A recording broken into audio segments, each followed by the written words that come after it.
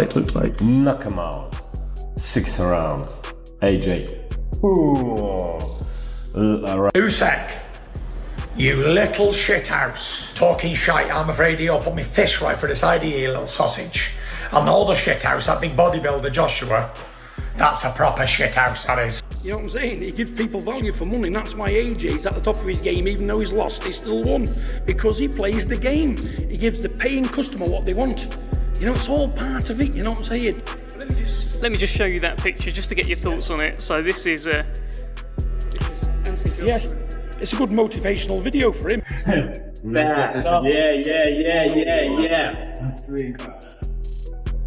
No long step. No tension. No tension. Long, yeah.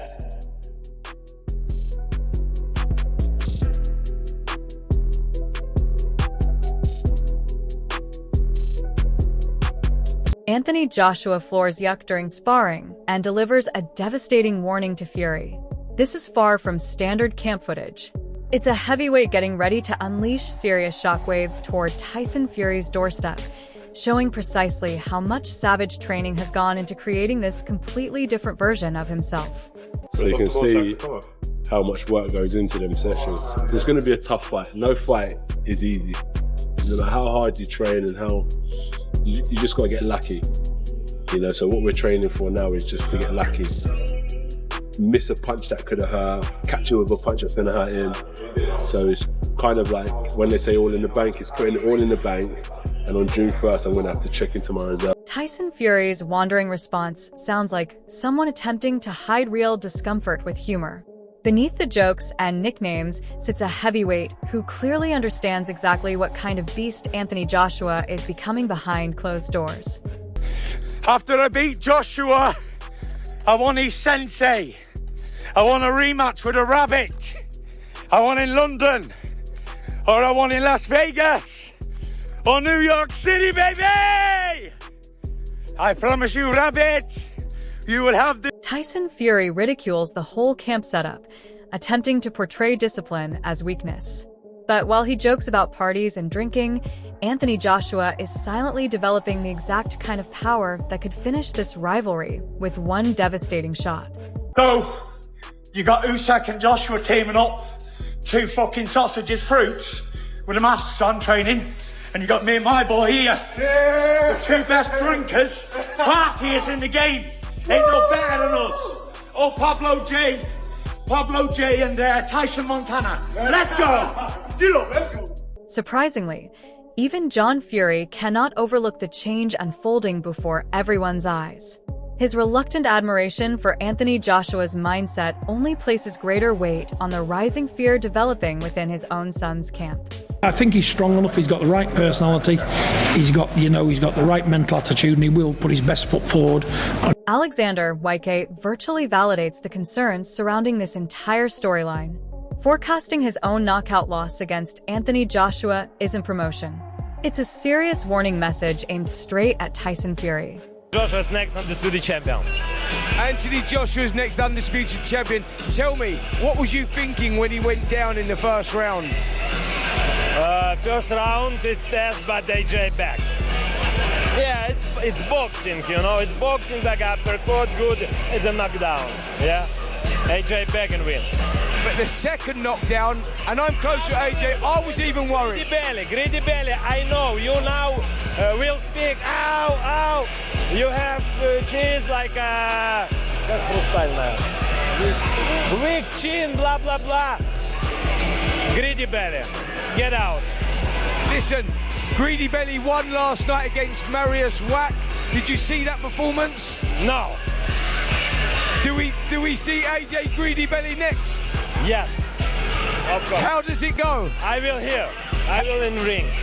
How will it go? AJ win. How does he win? Knock him out.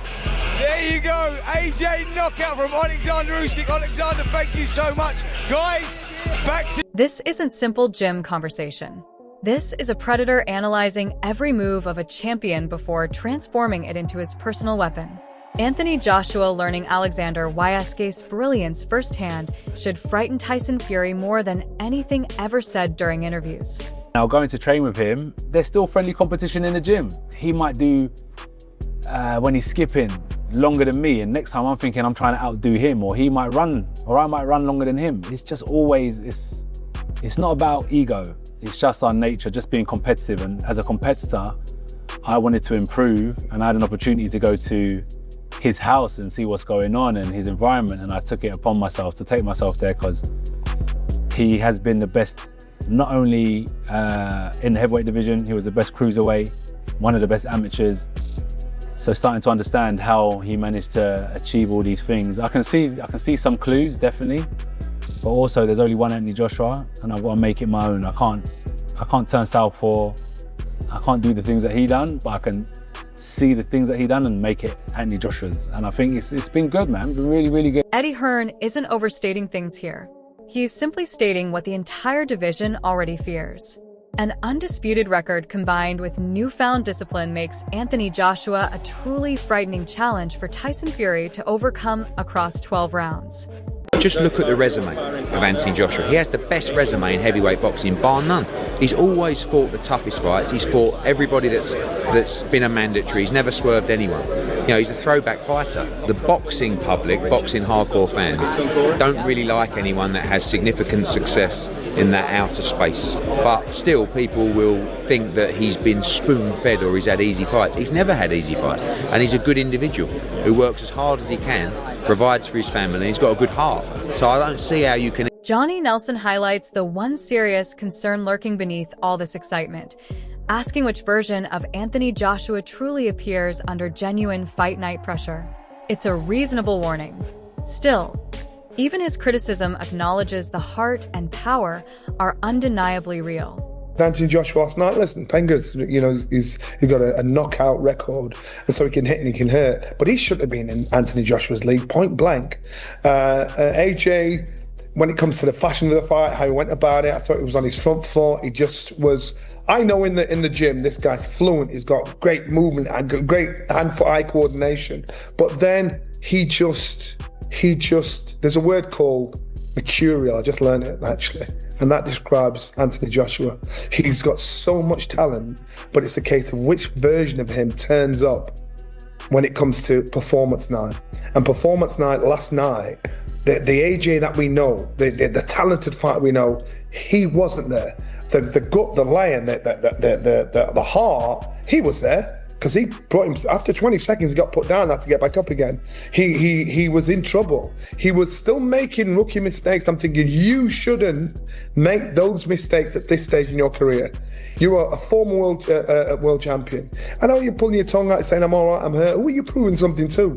This is about you and your corner. Forget the fans and get the job done. Amir Khan calls it completely even.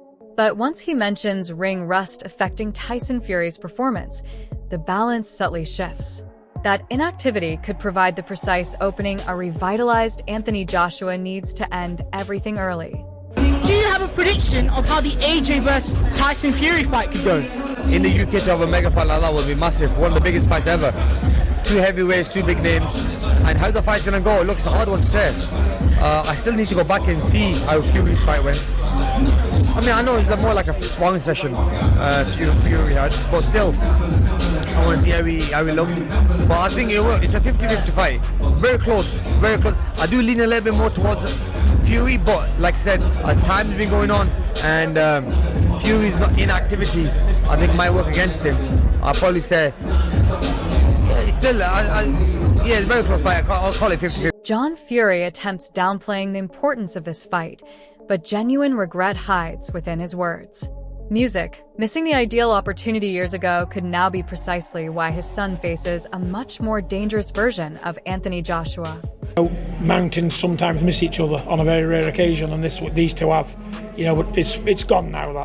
It's gone. Both men have not got what they used to have. And 6 years ago it would have been the fight of the century. Or he said that, and I was the one gunning. Carl Froch doesn't avoid anything here, and honestly, his assessment hits harder than most throughout this entire storyline. He directly claims Anthony Joshua himself has been the hesitant one delaying things while everyone else demands this matchup. Carl Froch, Music, still respects Tyson Fury's preparation, but he obviously wants both men standing directly face-to-face with each other. Eye to eye before Music, acting like any of this discussion carries real meaning. That call for an authentic confrontation reveals exactly what remains absent from this entire build-up. The person that don't want that fight, or sounded like they didn't want the fight, was Anthony Joshua. Talking about not stealing his thunder or whatever. I think the fight's going to happen. I think the fight is happening, and we're all looking forward to it. But Tyson Fury deserves respect, deserves credit, and yeah, we've got to acknowledge that he's just had a solid 12 rounds against a game opponent, and he got some good work in there, and that will set him up for the Anthony Joshua fight. And I'd like to see these two come together a little bit and just be face to face, up close and personal. Then you know it's real. Spencer Brown confirms the showdown is no longer merely speculation. It's essentially secured behind closed doors with a major streaming giant involved. With Anthony Joshua's sparring warning already circulating, Music, the timing surrounding this announcement feels less like coincidence and more like carefully calculated pressure. I know the fight will happen. Definitely, this year. Yeah, you know, we're just baking the cake. It's going to happen. Turkey. You know what Tyson said? He just told you.